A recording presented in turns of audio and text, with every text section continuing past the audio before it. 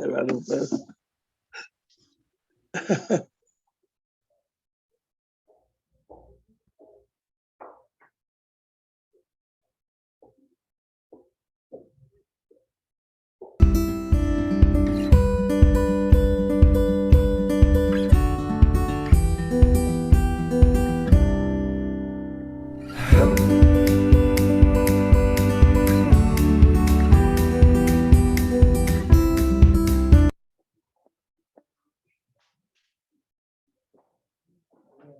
A ver, quiero ver si me están escuchando todos ahí también. ¿Me están escuchando, hermano Manuel?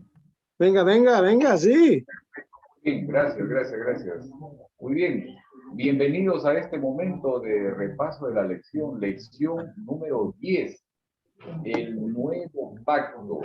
Y tenemos aquí todo un tema bastante interesante que creo que nos va a ayudar mucho esta semana. Hebreos capítulo 8, versículo 6, dice esto. Pero el servicio sacerdotal que Jesús ha recibido es superior al de ellos, así como el pacto del cual es mediador es superior al antiguo, puesto que se basa en mejores promesas. En la secuencia bíblica, déjenme cambiar de lentes aquí porque ya los años acá no también cuentan. En la secuencia bíblica que hemos venido teniendo siempre, que el Señor estableció un pacto con el hombre, hubo una señal de por medio. Por ejemplo, en el Edén, en el comienzo, se expuso la desnudez del hombre al romperse la relación que mantenía con Dios. Porque entendamos una cosa, el pecado principalmente, más que transgredir la ley de amor de Dios, el pecado lo que hizo fue romper la relación íntima del hombre con su creador. Déjenme hacer algo acá también.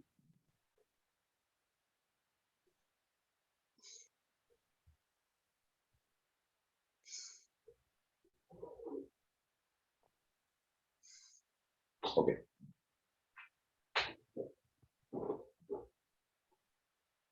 Ahora, pero allí surge el anuncio y pondré, dijo el Señor, ¿no? Y pondré enemistad entre la mujer y la serpiente, entre tu descendencia y la descendencia de ella. Y la señal del anuncio de la venida de un Salvador, quien sería entregado para rescatarnos, ¿no? Ahora, un cordero en ese momento es muerto, justamente para poder cubrir la necesidad humana. Luego, en la época de Noé, la señal del pacto fue un arco iris, que recuerda la promesa de Dios de que no volvería a permitir destrucción de la vida en la tierra con agua. En el caso del pacto con Abraham, la señal de la circuncisión, como un recordatorio de las promesas de Dios, no se podría hacer realidad por las obras de la carne, ¿ok? Sino por las obras del Espíritu. La circuncisión era justamente un recordatorio constante de eso. Y luego, en el Sinaí, Dios da como señal el sábado, una señal que representa el reposo en el cual Dios quiere que nosotros entremos a vivir por fe y depositar completamente nuestras vidas en Él. En el nuevo pacto no hay señal, pero es el mismo Jesús quien lleva en su cuerpo las marcas del cumplimiento de ese pacto. Dios es el que cumple porque Él es fiel y verdadero. Y acá tengo unas pequeñas imágenes para que podamos también visualizar lo que queremos tener esta mañana. Déjenme compartirlo aquí con ustedes.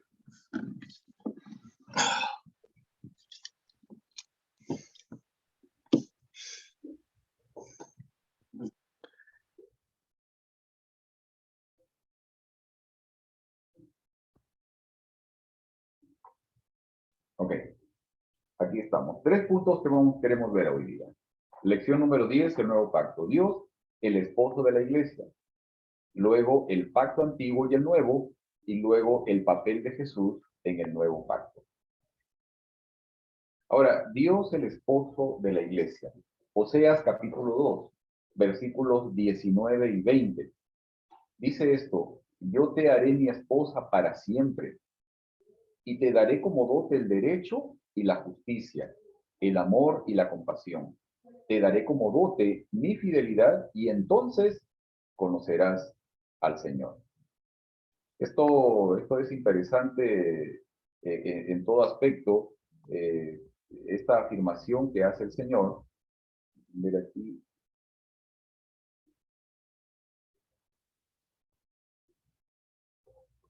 Está. Ok.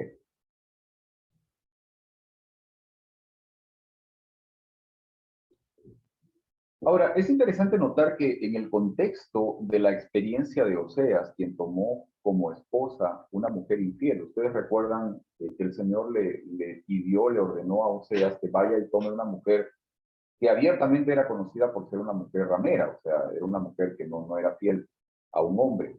Ahora, Dios toma como imagen justamente la de una pareja de esposos para poder, digamos, fijar o figurar el hecho de la relación entre él y su pueblo. Ahora, yo pregunto, ¿por qué crees que Dios utiliza la imagen de un matrimonio para representar justamente el tipo de relación que quiere establecer con nosotros? O tal vez, dicho de otra manera, ¿qué de particular tiene o debería tener una relación matrimonial que la hace imagen de la relación que Dios quiere establecer con nosotros? A ver, ¿qué piensan? ¿Por qué será que Dios utiliza justamente esta imagen, la imagen del matrimonio?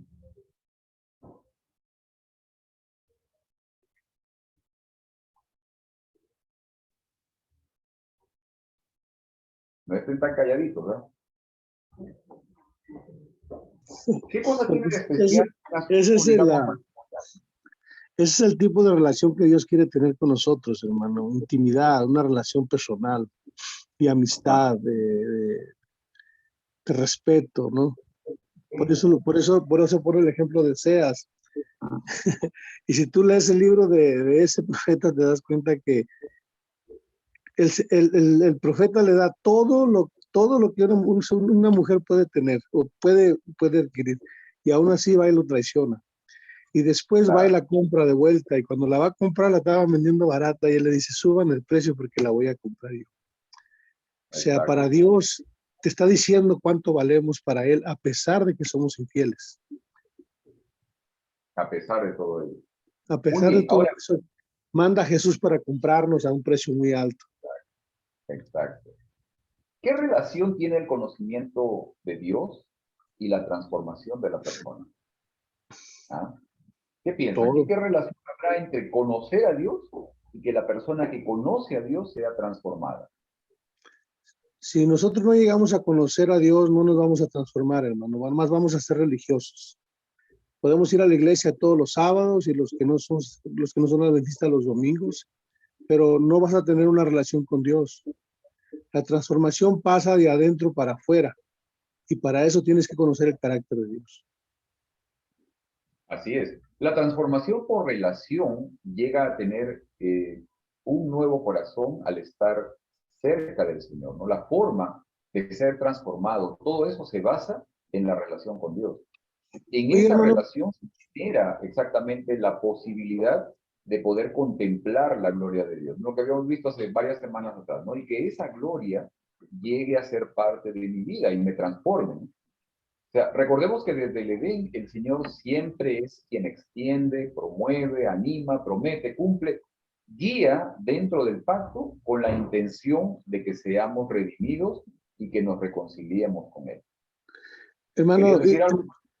sí, A ver. hermano, quería comentar algo que no digo yo, no, se lo leí lo miré en un programa, que dice él que nosotros nos enfocamos en deja de tomar, deja de fumar, deja de hacer esto, deja de comer, deja del otro. Dice, eso no sirve si no hay transformación. O sea, eso, primero es cuando tú eres transformado de adentro para afuera, lo demás empieza a pasar automáticamente. Si tú no te transformas, lo otro va a ser muy complicado, no lo vas a lograr. Por eso es que la transformación es muy importante para que no seas religioso, sino que conozcas a Dios y el amor a Dios, una vez que tú lo conoces, te lleva a todo lo demás. Son las consecuencias de la transformación. Y yo eso Muy bien. nunca lo había pensado Ajá. hasta que lo dijo. Y sí es cierto, nos enfocamos en los nos, y nos olvidamos que primero es transformación. Exacto, exacto. Ahora, fíjense en esto, ¿no? Y también para quienes están aquí ahorita en este momento, nos están acompañando algunos hermanos también aquí en la iglesia donde estamos reunidos. Cuando el profeta Jeremías habla, ¿no? En Jeremías 31, capítulo 31, versículos 33 y 34, de que el Señor llegará a poner su ley en nuestra mente y la escribirá en nuestro corazón. ¿Cómo crees tú que se llega a hacer realidad ese evento, ¿no? Ese milagro? O sea, ¿de qué manera nuestros actos llegan a manifestar que el carácter de Dios es parte de nosotros? ¿Cómo llegamos a todo esto? Yo digo la comunicación con Dios. ¿Ok? La comunicación con Dios es la que nos acerca más y y nos hace obedecer. El amor y la comunicación nos acerca más y nos hace obedecer. Si digamos, podemos juntar todos estos elementos, ¿no? La comunicación, el estar, digamos, conocerlo un poco más, etcétera, etcétera, ¿no? Lo podríamos representar con una palabra que significa, que dice relación, ¿no? O sea, estar completamente ligados a él, ¿no? Y esa relación es la que al final permite que se grabe en nosotros esa forma de ser, ¿no? Ese carácter. Su ley, que es parte de su carácter, también se va a manifestar en nuestros actos. O sea, todo ello es algo que se junta en base a nuestra relación con Dios. Y vamos a ver un poquito más adelante para poder tratar de entender un poco también de qué manera, o sea, nuestra relación con el Señor puede fortalecerse y de qué manera también justamente se puede hacer realidad esta posibilidad de transformación, que es algo que no depende de uno, ¿no? En realidad uno toma la decisión para poder acercarse al Señor, pero es el trabajo justamente del Espíritu el que nos permite encontrar ese milagro de lo que significa la transformación. Vamos a ver aquí otra vez parte de lo que continuamos. El pacto antiguo y el nuevo. Primera de Corintios, capítulo 15, versículos 21 y 22. Y dice allí, de hecho, ya que la muerte vino por medio de un hombre, también por medio de un hombre viene la resurrección de los muertos. Pues así como en Adán todos mueren, también en Cristo todos volverán a vivir. Amén por eso. Amén. Amén. Sí, así es.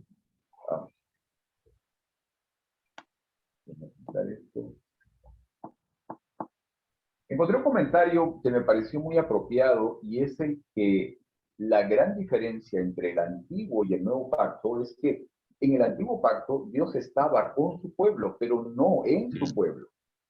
A través de la muerte y la resurrección de Jesús se logró reconciliar esa separación que produjo el pecado, haciéndonos pasar de la situación de estar con Él a estar en Él, haciéndonos uno en Él. Ahora, considerando que Jesús, al hacerse hombre, era el segundo Adán, a diferencia del primero, ¿cuál crees tú que era el objetivo de Cristo? ¿Cuál crees tú que era el objetivo de Jesús al hacerse hombre y convertirse en un nuevo Adán, en el segundo Adán? A ver, pensemos un poco. A ver. Jesús era representado como el segundo Adán. O sea, ¿cuál era el objetivo de este segundo Adán? Vino a rescatar lo que Adán perdió, hermano. ¿Ok? Vino a salvar lo que se había perdido. Vino a construir el puente entre nosotros y Dios. Vino a relacionarse con nosotros. Vino a cambiar los simbolismos por la relación. Porque acuérdate que en el Viejo Testamento había muchos símbolos. La borreguita, que la daban como el cordero, ¿no? De Dios. Ahora él era el cordero de Dios. Para decir algunas cosas, ¿no? Amén. El objetivo de Jesús al hacerse hombre y mediador del nuevo pacto fue cumplir, ¿no? Completar aquello que Adán debió hacer. Esto es someterse completamente a Dios y de esta manera someter también a Dios a toda la humanidad que fue puesta en él. Porque recordemos esto, que el pecado que Eva cometió fue por ella.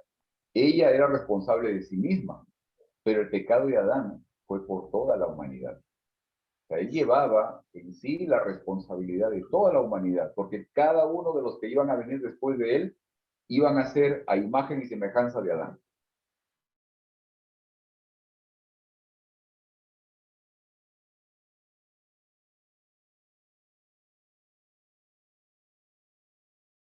Adán debió hacer. ¿Qué diferencia o qué diferencias encuentras tú entre el primer y el segundo Adán? ¿Cuál es la diferencia, no? Entre el primer Adán y el segundo Adán. Miren, para poder responder un poco esto, les invito a que podamos buscar en Primera de Corintios, capítulo 15, Primera de Corintios, capítulo 15, versículos 45 al 47, para que veamos qué cosa dice allí. Si alguno aquí lo tiene, lo puede leer. A ver, cheque. Aquí está escrito, el primer Adán fue hecho un ser viviente, el postrer Adán un espíritu vivificante. No vino primero lo espiritual, sino lo natural, y después lo espiritual. El primer hombre es de la tierra terrenal, y el segundo hombre, que es el Señor, es del cielo. Wow. Sí, esto está tremendo, ¿ok? Eso está tremendo, ¿ok? El primer hombre se convirtió en un ser viviente, el último Adán, en el espíritu que da vida, ¿no? No vino primero lo espiritual, sino lo natural y después lo espiritual. Y el primer hombre era del polvo de la tierra, el segundo hombre venía del cielo. Las diferencias entre el primer Adán y el segundo Adán. Ahora, yo les pregunto una cosa, ¿no? ¿Podemos servir a Dios a través de las obras del primer pacto? O sea, ¿podemos servir a Dios por medio de las obras de la ley? Piensen bien un poco, ¿ok? ¿Podemos servirlo a Él por medio de las obras de la ley? Pienso que quizás en cierta manera pueda ser. Pero ahora va otra pregunta. ¿Podemos justificarnos y encontrar reconciliación con Dios a través de las obras de la ley? ¿Qué piensan? Oye, hermano, ¿qué no dice Pablo que si vives por la ley muy morirás? O sea, pues sí, ¿no? Pero si te va a juzgar Dios porque cumpliste la ley, pues la misma ley te va a dar muerte. Sin embargo, si aceptas la sangre de Jesús, pues tienes más esperanza, ¿no? Así es, así es. Fíjense, Hebreos capítulo 8, versículo 10. Hebreos capítulo 8, versículo 10 dice esto. No será un pacto como el que hice con sus antepasados el día que los tomé de la mano y los saqué de Egipto, ya que ellos no permanecieron fieles a mi pacto y yo los abandoné, dice el Señor. Este es el pacto que después de aquel tiempo haré con la casa de Israel, dice el Señor. Pondré mis leyes en su mente y las escribiré en su corazón, y yo seré su Dios y ellos serán mi pueblo. Aquí en este pasaje de Hebreos hay algunas cosas que quisiera que podamos notar y fijar en la mente, ¿no? Cuando Pablo habla aquí sobre el antiguo pacto, el pacto hecho con los antepasados, ¿a qué pacto se está refiriendo? ¿Cuál es ese pacto que hizo con los antepasados? Se está refiriendo al pacto en el Sinaí. Ahora, ¿cuál fue el problema o la razón del fracaso de ese pacto antiguo? ¿Qué factores promovieron el hecho de que el pueblo no permaneciera fiel al pacto hecho en el Sinaí? A ver. ¿Por qué razón falló esto, no? ¿Qué piensan?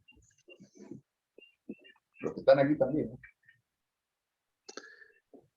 ¿no? Fíjate, hermano, que nosotros ahorita mismo pudiéramos caer en el mismo error, ¿no? Los antepasados se concentraron en los simbolismos y en los rituales y en la ley, o sea, queriéndose salvar por sí mismos. Y se equivocaron pensando que Dios los había escogido para eso, y no fueron escogidos para eso. Es lo mismo que el pueblo de ahora, el remanente fue escogido para llevar un mensaje, para ser sacerdotes del gran Dios. Ellos también fueron escogidos para dar un mensaje al mundo, para ser sacerdotes de Dios. Y se equivocaron, tanto que se hicieron legalistas, ¿no? Y nosotros podemos caer en el mismo error, que a veces enfatizamos más en lo que no debes de hacer que en la gracia de Jesús. O sea, ponemos al sábado como, lo podemos hacer también como un símbolo el sábado, ¿ves? Que lo ponemos, que el mismo sábado te puede latigar. Y nosotros también podemos caer en ese error y acordémonos que el único que salva es Jesús. Lo demás viene por consecuencias de que tú amas a Jesús. Y a veces nosotros ponemos todos esos simbolismos antes de que Jesús. Y ahí es donde nos podemos equivocar. El único que salva es Jesús. Nada más. Entonces, miren, sí. Recordemos algo que comentamos hace algunas semanas atrás, y es que según Pablo, el pacto del Sinaí no fue creado para que durara para siempre, sino para que sirviera de tutor o guardián hasta que llegara aquel que es la promesa y quien es el mediador de un mejor pacto, basado en mejores promesas. Promesas que no están basadas en las obras de los hombres, sino en las obras de redención de Cristo. Ahora, hay un versículo, hay unos 5 versículos que están muy interesantes, están en 2 de Corintios, capítulo 3, 2 de Corintios, capítulo 3, y son los versículos del 13 al 18. 2 de Corintios, capítulo 3, versículos del 13 al 18. 3. Dice esto: no hacemos como Moisés, quien se ponía un velo sobre el rostro para que los israelitas no vieran el fin del resplandor que se iba extinguiendo. Sin embargo, la mente de ellos se embotó, de modo que hasta el día de hoy tienen puesto el mismo velo al leer el antiguo pacto. El velo no les ha sido quitado porque solo se quita en Cristo. Hasta el día de hoy, siempre que leen a Moisés, un velo les cubre el corazón. Pero cada vez que alguien se vuelve al Señor, el velo es quitado. Ahora bien, el Señor es el Espíritu, y donde está el Espíritu, el del Señor, allí hay libertad. Y así todos nosotros que con el rostro descubierto contemplamos como en un espejo la gloria del Señor, somos transformados a su semejanza con más y más gloria por la acción del Señor, que es el Espíritu. Según lo que leímos aquí en este pasaje, ¿se puede estar unido al Señor y al mismo tiempo estar bajo los principios del antiguo pacto? ¿Se puede contemplar a Jesús con el rostro descubierto si permanecemos con el velo del antiguo pacto cubriendo nuestro corazón? Recuerda que el antiguo pacto es representado con un velo que no nos permite ver a Dios claramente, que solo en Cristo ese velo es removido. Pregunto, ¿podemos llegar a conocer la gloria de Dios que se manifiesta a través de Cristo si permanecemos con el velo o vivimos bajo los principios del pacto antiguo? pero tendrías que explicar lo que Pablo quiere decir ahí, porque se cubría a Moisés, hermano. Claro, porque el pueblo no podía soportar ver justamente el reflejo que él tenía, que era algo, dice, que se estaba extinguiendo, pero era justamente ese reflejo de haber estado en contacto directo con el Señor. O sea, el pueblo no podía tolerar eso, no podía soportar. Qué maravilloso, Era una ¿no? manifestación, exacto, una manifestación de la gloria de Dios, ¿no? Wow. ¿Okay? Eso era, o sea, y ellos no podían soportar eso, ¿no? Y Pablo dice que era algo que se estaba extinguiendo ya, o sea, algo que ya no era realmente lo más fuerte que él estaba mostrando, sino que ya se estaba extinguiendo y eso no lo podían soportar. Ahora, es necesario tener presente que sí es importante abrazar el pacto, ¿okay? Sí es importante amar el pacto, conocerlo, pero permitir que mi conocimiento respecto del carácter de Dios me lleve a obedecer la ley. No mis propios esfuerzos, no mis propias acciones, sino que el conocimiento respecto del carácter de Dios sea el que me mueva justamente a cumplir con esta parte del pacto. Ahora, en el presente, ¿no? En la actualidad, en nuestra iglesia, de acuerdo a las formas de religiosidad que practicamos, ¿dónde crees tú que estamos hoy? Como adventistas del séptimo día. ¿Estamos aún viviendo en el antiguo pacto o estamos ya viviendo en el nuevo pacto? ¿Ah? ¿Qué piensas? Eso está bien, esa pregunta está bien interesante, ¿eh? Nos ofendemos, la pregunta aquí sería, ¿nos ofendemos cuando se pronuncian palabras como las que acaba de decir el hermano, ¿no? O lo que acabo de decir yo, que hacemos de ciertas cosas símbolos que al final no te salvan, nomás son simbolismos, ¿no? Porque si nos molesta escuchar eso, tenemos un problema, ¿verdad? Porque la palabra de Dios lo dice. Y si la palabra de Dios lo dice, lo dice. O sea, no tenemos un problema con la persona que lo dice, sino con el Espíritu Santo que lo inspiró. Y es una pregunta que verdaderamente cada adventista se debe de hacer, ¿no? ¿Estoy haciendo verdaderamente la voluntad de Dios o estoy siguiendo un montón de simbolismos nada más para justificarme yo y sentirme bien yo? Porque si tú lees en Isaías y tú quieres saber qué es lo que a Dios le agrada, Isaías te dice el ayuno del Señor, ¿cuál es? Y no es necesariamente el sábado, ni pagar el diezmo. O sea, él está hablando de un ayuno que es sencillo, pero a la vez necesita que tú tengas un corazón dispuesto, ¿no? Sí, te sabes de lo que estoy hablando, ¿no? El ayuno del que habla Isaías. Claro, claro. Entonces, ¿Dónde estás esa tú? pregunta que tú acabas de hacer, Ajá, yo considero que cada uno de nosotros nos tenemos que analizar y preguntarnos a nosotros mismos de verdad, ¿dónde tenemos- estamos? exacto. ¿Dónde estás tú hoy, no? Quizás dicho de otra manera, ¿no? ¿A qué Dios es al que estás sirviendo? ¿Al que ves a través de un velo o al que contemplas a cara descubierta? Ahora, Hermano, si todavía estamos con el velo ahí, ¿de qué manera llegamos a contemplar a cara descubierta la gloria de Dios?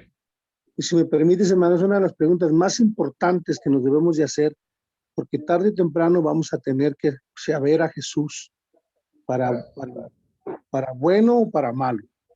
Tarde o temprano nos vamos a tener que arrodillar delante de Él. Y si no somos honestos nosotros ahorita con Él, no nos va a salvar. Es bien importante que verdaderamente estemos tomando una decisión dentro de nuestro corazón honesta. Y si tenemos fallas, pues digámosle a Jesús para que nos ayude a ir mejorando, ¿verdad? Porque si pretendemos ser lo que no somos, eso no nos va a servir delante de Dios. Hermanos, esa es la realidad. Y todos nosotros, dijo un pastor en una prédica, nos vamos a morir. Las probabilidades de muerte para nosotros son 100%. Entonces, ¿por qué no intentar? ¿Por qué no intentar todos los días agradar a Dios? No lo que nosotros queremos, sino lo que Dios pide que se haga. Para que cuando lleguemos de Dios se nos juzgue por el conocimiento que teníamos en el momento y no por lo que sabíamos y no lo hicimos. Esa es la pregunta más importante la que acaba de hacer el hermano Pedro, que nos tenemos que contestar. Y vamos a ahondar un poquito más luego, ¿ok? Vamos a ver esta parte. Número 3, el papel de Jesús en el nuevo pacto. Hebreos capítulo 9, versículos del 9 al 12. Hebreos capítulo 9, versículos del 9 al 12. Dice esto. Esto nos ilustra hoy día que las ofrendas y los sacrificios que allí se ofrecen no tienen poder alguno para perfeccionar la conciencia de los que celebran ese culto. No se trata más de reglas externas relacionadas con alimentos, bebidas y diversas ceremonias de purificación, válidas solo hasta el tiempo señalado para reformarlo todo. Cristo, por el contrario, al presentarse como sumo sacerdote de los bienes definitivos en el tabernáculo más excelente y perfecto, no hecho por manos humanas, es decir, que no es de esta creación, entró una sola vez y para siempre en el lugar santísimo. No lo hizo con sangre de machos cabríos y becerros, sino con su propia sangre, logrando así un rescate eterno. Amén. Amén por eso. Déjenme salir de aquí.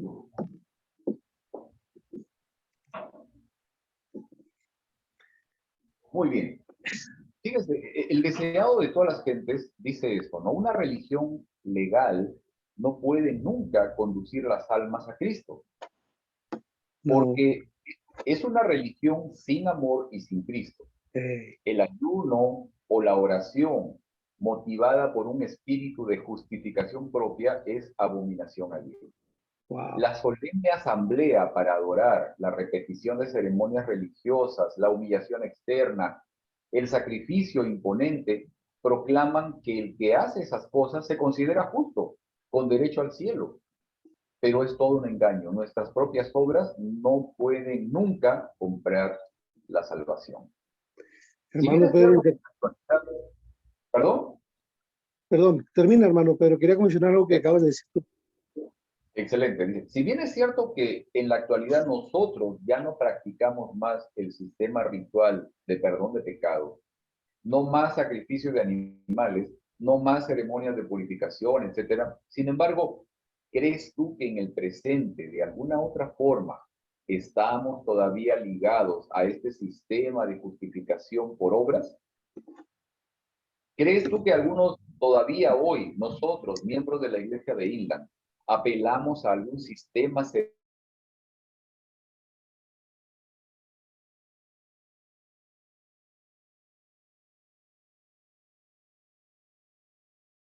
La misma sangre de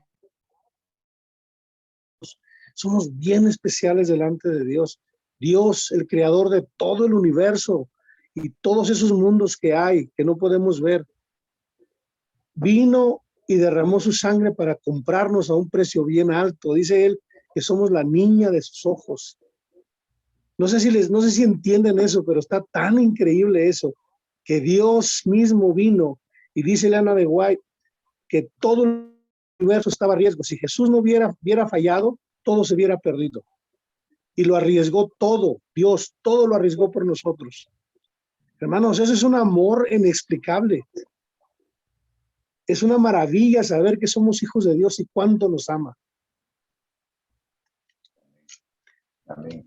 A mí se me hace que a veces no lo entendemos, ni yo mismo lo entiendo, pero es algo tan profundo eso que yo me quedo, la verdad, hermano, me quedo anonadado de ahorita que lo acabas de leer, me quedo, wow, qué increíble amor. Como decía, el Señor lleva en sus manos, en su cuerpo, lleva grabada justamente las marcas de esa acción donde nosotros contribuimos también para que puedan ocurrir. Esas cicatrices en sus manos, en sus pies, en el costado, en su frente, todas esas cosas, nosotros mismos contribuimos a que ocurran. Ahora, va esto también. Fíjense, si todos nosotros quienes reclamamos, ¿no?, ser el pueblo remanente y que tenemos la verdad y que guardamos los mandamientos de Dios y que vivimos bajo el nuevo pacto y que Jesús habita en nosotros y nosotros conocemos a Dios, entonces nuestras reuniones de escuela sabática, por ejemplo, nuestras reuniones de grupos pequeños, de grupos de estudio, ¿no debería ser un lugar donde todos podamos expresar libremente lo que el Espíritu de Dios nos va mostrando en su palabra? ¿No deberíamos ser todos entonces ministros del Evangelio y ordenados por el Espíritu de Dios para hacer su obra? Amén. Amén. Ahora yo les pregunto esto, ¿no? ¿Estamos ya en esa situación?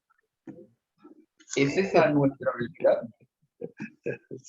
Y si aún no es nuestra realidad, ¿no?, ¿en qué pacto estamos viviendo todavía? Oye, hermano,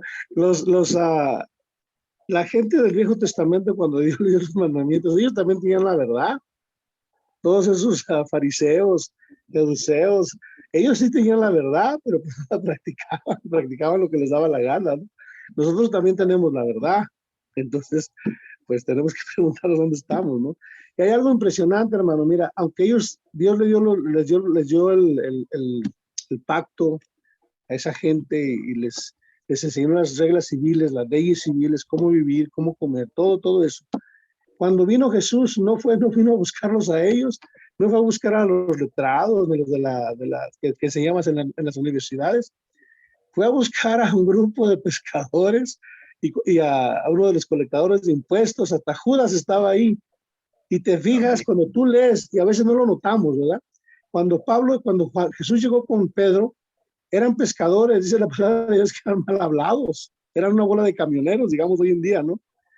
Pero Jesús no le dijo, cambia tu forma de ser y sígueme, no le dijo, nomás le dijo, sígueme. Al colectador de impuestos no le dijo, para de colectar impuestos, cambia tu forma de ser y sígueme, no les dijo eso Jesús. Y tú miras en los evangelios cómo eran el mismo Juan, el amado, ¿no? Que decían los hijos del trueno. Entonces, imagínate cómo eran de explosivos. Entonces, y Jesús en un momento les dijo, cambien primero, nunca. Pero ¿qué pasa cuando esos hombres conocen a Jesús y empieza la transformación de adentro para afuera? Empieza a cambiar su forma de hablar, su forma de comportarse, y se empiezan a enamorar del evangelio. Eso es lo que de veras pasa cuando conoces a Jesús. Eso pasa de verdad. Entonces tú después miras y lees el evangelio, por ejemplo, de Juan, y dice, hijitos míos, el mismo personaje que era el hijo del trueno, a Pedro, que era un violento y le gustaba pelear, después andaba predicando el evangelio y dijo, no me crucifican con la cabeza para arriba porque así crucificaron a mi Señor. Hermanos, ese es el cambio del que esta lección está tratando. Eso precisamente, que eso se debe notar, que si hablabas malas palabras, llega un momento, nadie te tiene que decir que cambies de hablar así. Tú mismo lo vas reconociendo que estás mal, porque el evangelio empieza a trabajar en tu corazón. Si maltratas a tu esposa, lo paras de hacer. Llega un momento en que te das cuenta que estás mal y lo paras de hacer. Si tomabas, paras de tomar tú solo. Si la mujer usaba una falda corta, llega un momento en que se enamora de Jesús y se le empieza a alargar la falda hasta donde ella considera que está bien. Lo que pasa es que nosotros nos enfocamos en los no, y nos olvidamos de lo que verdaderamente es importante, es el evangelio, que conozcan a Jesús crucificado, glorificado, santificado. Ese es el evangelio. Amén. Gracias, hermano. Y llegamos al final del estudio de esta semana y espero realmente que hayamos podido entender que es el plan de nuestro Dios, el establecer una relación muy íntima, muy estrecha con nosotros, así como la de un esposo con su esposa, a quien protege, rescata, salva y ama. También es importante recordar que en los términos del pacto de Dios, siempre Dios es quien extiende, promueve, anima, promete, cumple, guía, con la intención de que seamos redimidos y reconciliemos nuestra relación completa con Él. Además de reconocer que siempre hay un inconveniente en torno al pacto que el Señor nos entrega, y es el hecho de aceptar un pacto que se basa en el cumplimiento por fe, pero que se acepta para ser cumplido por obra. Nuestras obras nunca pueden justificarnos delante de Dios, y mucho menos redimirnos, además de que la práctica de una religión apoyada en el legalismo no permite conducir las almas a Dios, porque está vacía de amor y principalmente vacía de Cristo. Que Dios te bendiga y nos vemos la próxima semana. Quisiera hacerte recordar que este tiempo de la lección es una oportunidad de aprender y de conocer más a Jesucristo y a su Padre quien nos envió a este mundo. También para aquellos que nos ven a través de esta transmisión, si aún no estás participando de alguna clase de escuela sabática, no dudes en enviarnos un mensaje, contactarnos para pedir información y gustosamente te vamos a dirigir para que seas parte de una de nuestras clases.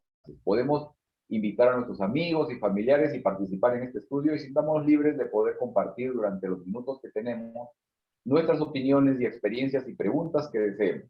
También quiero recordarles que luego les enviaré a los miembros de esta clase el link para que puedan ver el repaso de la lección de hoy en el canal de YouTube. Y no olviden suscribirse y hacerle like y compartirlo con sus amigos y familiares. Nos vemos la próxima semana. Vamos a prender aquí nuestras cámaras para poder salir de esto y despedirnos también.